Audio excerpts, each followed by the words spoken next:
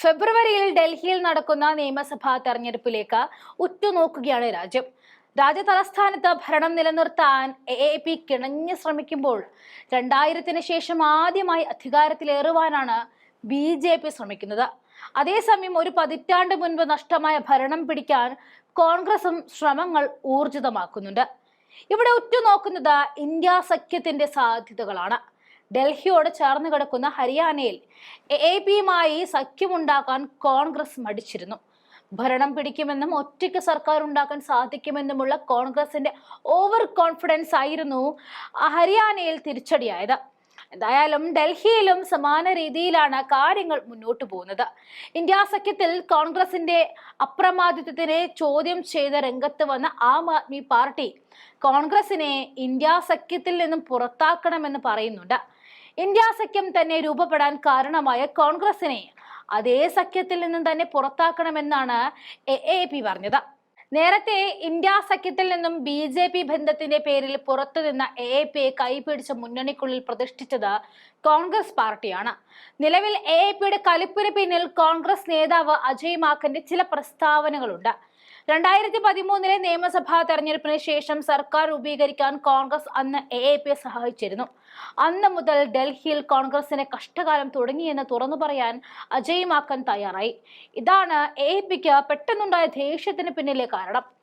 2024-ലെ ലോക്സഭാ തെരഞ്ഞെടുപ്പിലും ഒരു സീറ്റിൽ പോലും വിജയിക്കാൻ കോൺഗ്രസിന് സാധിക്കാത്തതിന് പിന്നിലെ കാരണവും AAP ആയിട്ടുള്ള രാഷ്ട്രീയ സൗഹൃദമാണെന്ന തരത്തിലും അജയ് മാക്കൻ പറഞ്ഞതോടെ AAPയുടെ നിയന്ത്രണം നഷ്ടമാവുകയായിരുന്നു. അരവിന്ദ് കെജ്രിവാൾ ദേശീയ വിരുദ്ധനാണ്, BJP ആശയങ്ങളെ പിന്തുണയ്ക്കാൻ മടിയില്ലാത്ത നേതാവാണെന്നുമെല്ലാം കെജ്രിവാളിനെ വിശേഷിപ്പിക്കാനും അജയ് മാക്കൻ മറന്നില്ല. ഡൽഹിയിലെ നേതാക്കളെ കോൺഗ്രസ് പാർട്ടിയിൽ നിന്നും പുറത്താക്കണമെന്ന് AAP ആദ്യം പ്രതികരിച്ചത്. അതിനായി അനുവദിച്ചിരിക്കുന്നത് 24 മണിക്കൂറാണ്. ഈ പറഞ്ഞ സമയത്തിനുള്ളിൽ നേതാക്കളെ കോൺഗ്രസിൽ നിന്നും പുറത്താക്കിയില്ലെങ്കിൽ ഇന്ത്യ സഖ്യത്തിൽ നിന്നും കോൺഗ്രസിനെ പുറത്താക്കാൻ ഇടപെടും എന്നാണ് ഡൽഹി മുഖ്യമന്ത്രി അതിഷിയും രാജ്യസഭാ അംഗം സഞ്ജയ് സിംഗും വ്യക്തമാക്കിയത്. കോൺഗ്രസിന്റെ ഇടപെടലുകൾ ഇന്ത്യ സഖ്യത്തിന്റെ വിജയ സാധ്യതകളെ തളർത്തുന്നുണ്ടെന്നും AAP പറഞ്ഞു വെക്കുന്നുണ്ട്. ഈ തെരഞ്ഞെടുപ്പിൽ BJPക്ക് നേട്ടം കൊയ്യാൻ സാധിക്കുമെന്ന് കോൺഗ്രസ് ഉറപ്പാക്കുകയാണ്. അജയ് മാക്കൻ BJPയുടെ സ്ക്രിപ്റ്റ് വായിച്ച പ്രസ്താവനകൾ നടത്തുന്നു. BJPയുടെ നിർദ്ദേശമനുസരിച്ച് AAP നേതാക്കളെ ലക്ഷ്യമിടുന്നു എന്നും സഞ്ജയ് സിംഗ് ചോദിക്കുന്നുണ്ട്. എല്ലാ പരിധികളും ലംഘിച്ച നേതാവ് അരവിന്ദ് കെജ്രിവാളിനെതിരെ ദേശവിരുദ്ധനാണെന്നും വിളിച്ച അജയ് മാക്കൻ ഇതുവരെ എന്തെങ്കിലും BJP നേതാവിനെ ദേശവിരുദ്ധൻ എന്ന് വിളിച്ചിട്ടുണ്ടോ എന്ന ചോദ്യവും സഞ്ജയ് സിംഗ് ചോദിക്കുന്നുണ്ട്.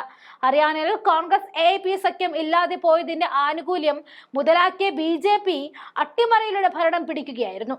തൊട്ടയൽപക്കത്തെ സംസ്ഥാനത്ത് തന്നെ സംഭവിച്ച തിരിച്ചടിയിൽ നിന്നും സാധ്യതകൾ ഉൾക്കൊണ്ട് ഡൽഹിയിലും സഖ്യം വേണം എന്നായിരുന്നു പൊതുവെയുള്ള അഭിപ്രായം. നേരത്തെ ഡൽഹിയിൽ കോൺഗ്രസും AAPയും കൈകോർത്ത് നിന്നും BJP നേരിടും എന്ന റിപ്പോർട്ടുകളാണ് വന്നത്.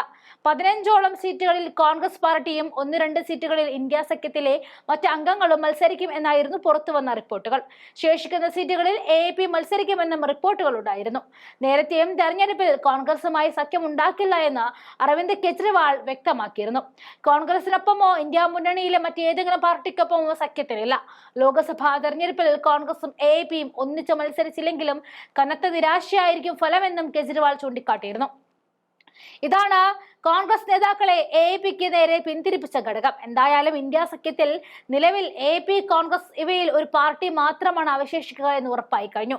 അത് ഏത് പാർട്ടിയാണെന്ന് മണിക്കൂറുകൾക്കുള്ളിൽ തന്നെ വ്യക്തമാകും.